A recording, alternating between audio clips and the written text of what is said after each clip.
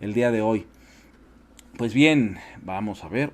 Chirriones, aquí estoy haciendo algo. Muy bien, voy a comenzar contándoles una anécdota real. Es una anécdota, es una vivencia propia. Hace muchos años, híjole, tendría yo alrededor de unos 8 o 10 años, quizá 10 años. Recuerdo muy bien que la escena es la siguiente. Estábamos en la casa de mis padres, estaba yo viendo un programa de magia. Estaba viendo a David Copperfield desapareciendo la Estatua de la Libertad. Imagínense nada más un niño de 8 años o de 10 años, por ahí más o menos, que está viendo en un programa de televisión, supuestamente en vivo, cómo desaparecen la Estatua de la Libertad. Les juro que estaba yo sumamente emocionado, muy, pero muy emocionado de ver este espectáculo. Era David Copperfield en esta situación. Recuerdo muy bien que mi padre nos dijo, vámonos, vamos a salir, íbamos a salir a cenar a una casa que estaba, que será como a 1 kilómetro. Siempre íbamos allá a cenar, vendían tacos al pastor. Sigue todavía estando ese local. Bueno, ya ni siquiera es la casa, ahora ya tienen su local, tienen su restaurantito, se llama El Indito Carbonero. En ese momento vendían tacos todavía los señores afuera de su casa, ponían su puesto de tacos, tacos al pastor. Miren, nomás me acuerdo y se me hace agua la boca.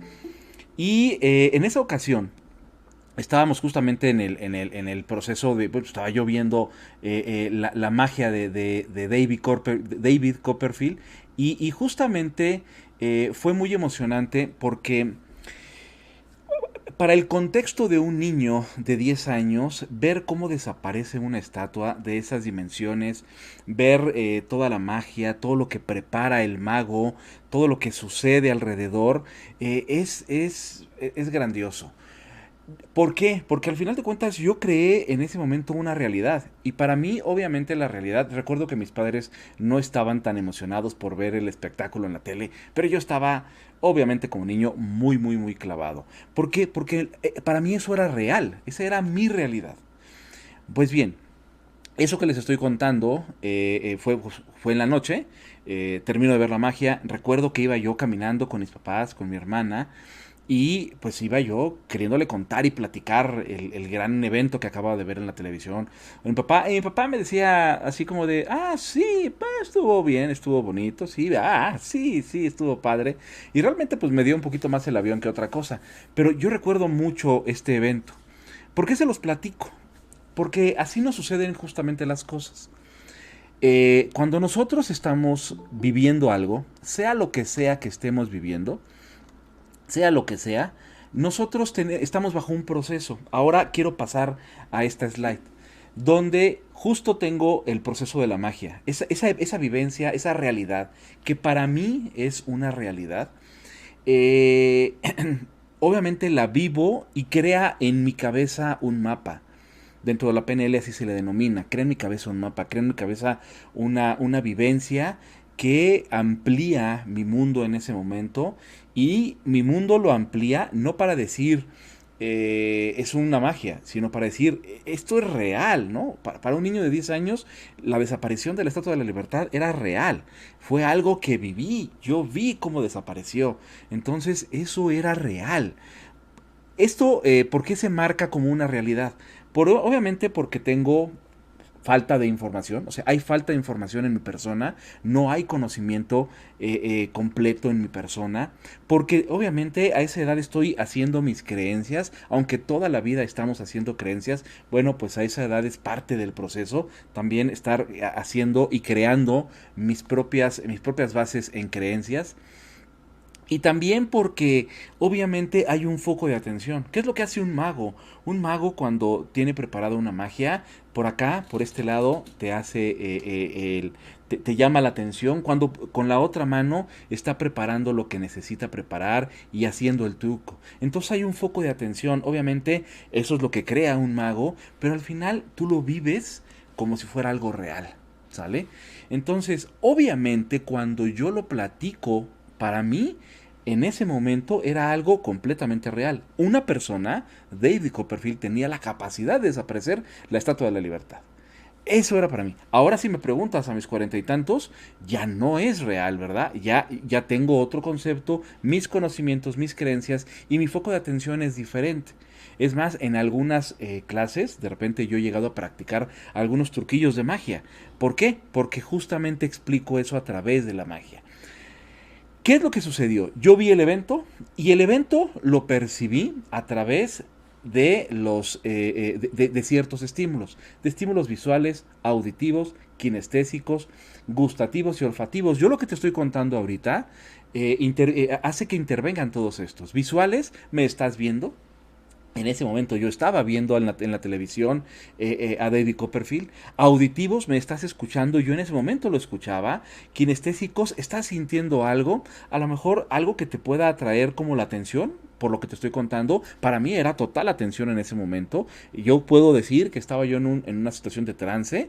Más adelante hablaremos si nos da oportunidad de cómo se da esto. Pero realmente estaba yo en una situación de trance. Estaba muy, muy entretenido. Muy metida mi cabeza ahí justamente en el proceso de la magia. ¿Por qué gustativo? Porque yo recuerdo el evento con los tacos al pastor. O sea, yo me acuerdo que de ahí viajamos a comer tacos al pastor. Me acuerdo que estaba parado enfrente de la taquería, bueno, del puesto, que el señor atendía, que sus hijos ayudaban, que, o sea, es más, ya quizás hasta te llegó el olor de los taquitos al pastor y ya se te antojaron. A mí sí se me antojaron. Entonces, y olfativo, porque también llega, ¿no? Entonces, es todo un proceso. Nosotros vivimos una vivencia, una experiencia a través de justamente estos parámetros. Esto es lo que nos va a nosotros creando digamos que la percepción de lo que para nosotros es una realidad. ¿Y qué sucede con esa realidad? Yo esa realidad la metí en mi cabeza. Y al meterla en mi cabeza, directamente aquí en el cráneo, justamente la diapositiva que tengo aquí en medio, el cerebro que está aquí, al meterlo en el cráneo, se fue y creó un mapa. En la esquina superior tienes justamente la iluminación de un mapa. Creó un territorio, creó un concepto nuevo en mi ser, en mi cabeza, que se guardó en una estructura que se denomina hipocampo. Es en donde se guarda toda la parte de la memoria a largo plazo. Mira que te estoy hablando que yo tenía alrededor de 8 o 10 años y ahora que tengo 45 me acuerdo de cómo fue el proceso. Obviamente, esto que yo viví quizá habrá durado, ¿qué te gusta? ¿Una hora? Yo te lo estoy explicando en muy pocas palabras. Te lo estoy expresando a través de mis palabras. Y a todo esto le estoy poniendo un nombre y lo tengo guardado en el hipocampo. Pero para podértelo explicar, aquí quiero que pongas mucha atención, por favor. Quiero que pongas muchísima atención en esto. Para podértelo explicar, aquí tengo tres elementos importantes. Una distorsión, una eliminación y una generalización de la información. ¿Qué quiere decir? Que cuando yo lo percibo de alguna manera. Mi percepción visual, auditiva, kinestésica, gustativa, olfativa, esto lo hace que yo lo capte. Y ahora, yo cuando te lo empiezo o cuando lo empiezo a relatar, entonces lo hago con un filtro. ¿Por qué? Porque no te voy a platicar detalle a detalle de todo lo que sucedió. Te voy a platicar, escúchame bien lo que te voy a decir. Te voy a platicar lo que mi emoción me permite, me da para platicarte. ¿Por qué nosotros tenemos una conversación? ¿Porque queremos dar información? Pudiera ser, a lo mejor a veces es eso. Porque tenemos ganas de que alguien conozca el contexto de algo, sí, pudiera ser. Sin embargo, la mayoría de las ocasiones, cuando nosotros pretendemos decirle algo a una persona que tenemos enfrente, está implícita la emoción. Lo que queremos es dar una emoción. En la mañana llega Rosy, mi esposa, y me platica una historia de lo que soñó. Y le comento, yo te escuchaba a ti en tus palabras, lo que estabas diciendo, te escucho perfectamente, pero en realidad yo lo que estaba escuchando era tu emoción. Soñó algo que le metió mucha angustia y cuando me lo cuenta, obviamente hace la cara de angustia y saca los ojos y me dice, porque estaba viviendo la angustia. En realidad sí me quería contar el relato, pero lo que estaba era desahogando su angustia. Entonces las emociones son parte de un elemento que nosotros normalmente pretendemos desahogar en un proceso. Les voy a platicar algo. Les voy a comentar algunas experiencias. De repente, si yo estoy en un curso, habrá quien quiera participar. Ah, sí, a mí era muy común en los cursos de primeros auxilios. Hablaba a lo mejor de una persona que se estaba atragantando y de repente, sí, eso mismo me pasó a mí, pero no quería contarme el relato. O sea, parte era que yo conociera el relato. En realidad estaba desahogando su emoción y empezaba a decirme, y es que me pasó a mí, y es que sucedió esto y sucedió lo otro, y en realidad lo que estaba era desfogando su emoción, haciendo una catarsis de la emoción. Entonces, nosotros cuando queremos contar algo, tenemos implícita la emoción, pero para poderlo contar, como no podemos contar todas las partes de la película que nosotros nos creamos, tenemos que distorsionar la información, eliminar algunas cosas y generalizar otras. A esto le llamamos primera estructura. Entonces, para poderlo hacer, yo distorsiono, elimino, generalizo y saco mi relato. Lo que estoy haciendo ahorita es justamente ese proceso en donde yo estoy distorsionando, eliminando y generalizando para contarte lo que me pasó hace muchísimos, pero muchísimos años.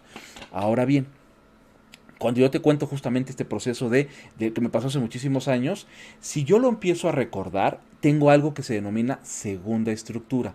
Nuevamente tengo que recordarlo. Entonces, ahora ya no voy a recordar el hecho, voy a recordar las palabras que yo he emitido, el relato que yo he contado una y otra vez.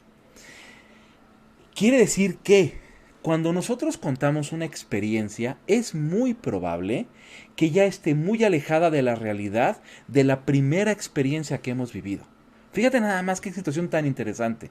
Entonces, te pasó algo, a lo mejor en el momento lo cuentas y lo cuentas muy parecido, pero conforme va pasando el tiempo y lo vas contando, entonces vas perdiendo muchas cosas, vas distorsionando, vas eliminando y vas generalizando. Entonces a lo mejor yo de chico, por ejemplo, puedo contarte una historia de me corretearon unos niños y yo en ese momento sabía que eran 3 o 4, pero quizá hoy digo, ay, no sé, eran como 8, ¿no? El pescador te va a contar que el pescado era el pez era muy, muy grande y mientras más pase el tiempo, el pez va a ser más, más grande.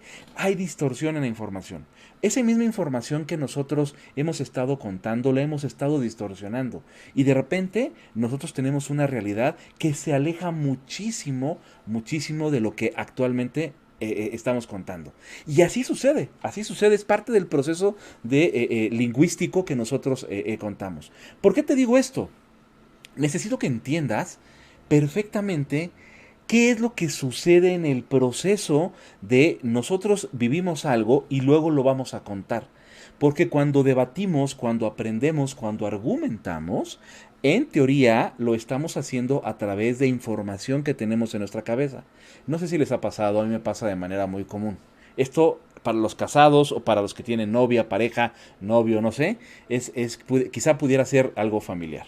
De repente vivieron algo juntos, no sé, se fueron de paseo, se fueron de vacaciones, se fueron a algún lado. Vivieron una situación, quizá fueron a un restaurante el primer día de comida italiana y el segundo día de comida española, ¿no? Y tú de repente, a mí me ha pasado, yo cuento, ah, sí, el primer día, cuando llegamos al restaurante de comida española, y volteé a mi pareja, volteé a Rosy y me dice, no, el primer día fue comida italiana. No, fue española. No, fue italiana. Y empezamos a debatir. ¿Qué es lo que sucede? Que mi información se ha distorsionado.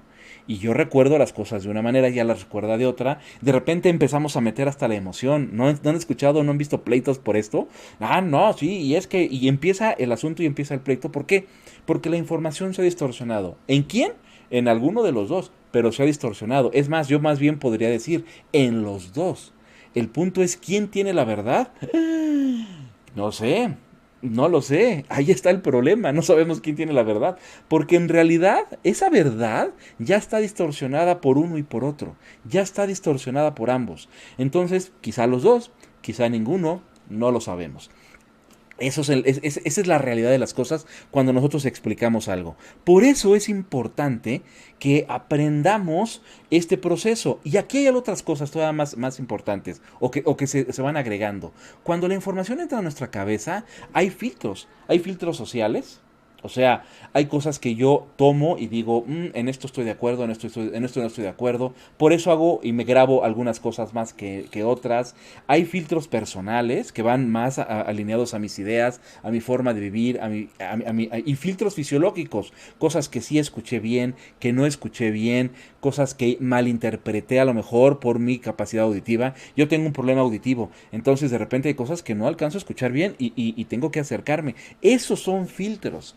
Y al final también pueden hacer que la información sea diferente, sea completamente diferente. Con esto te digo muchas cosas, en resumen, que nosotros percibimos una realidad. La realidad es filtrada, la percibimos a través de nuestros sentidos. Esta realidad llega a nuestro cerebro, es filtrada. Cuando yo la digo, por proceso natural, la voy a distorsionar, la voy a eliminar y la voy a generalizar para poderte contar la historia. Toma en cuenta que a lo mejor ves una película y ves la película y se la quieres contar a tu pareja. Tu película duró 2 horas, pero imagínate que tú tengas que relatar 2 horas de película. Y entonces la persona uno que tenía el abrigo azul y que empieces a relatarle todos los aspectos y todos los detalles de lo que tú viviste paso por paso, va a ser obviamente aburridísimo. En 5 minutos ya va a estar así como de, por favor, ¿qué es lo que hacemos? Distorsionamos, eliminamos mucha información, generalizamos mucha información y lo que damos es la idea que proviene mucho de nuestra experiencia emocional, lo que le queremos transmitir emocionalmente.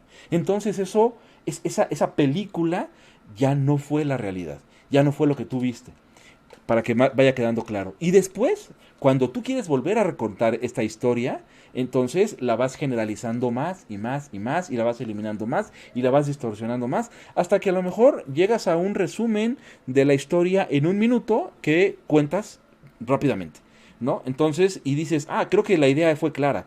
Y quizá no, no sabemos, ¿no? Pero así es como sucede el proceso, digamos que neurolingüístico. Entonces quiero que te quedes con estos 3 elementos. Fíjate bien, 3 elementos que necesito que te los grabes perfectamente. Generalización, eliminación y distorsión en el proceso de comunicar.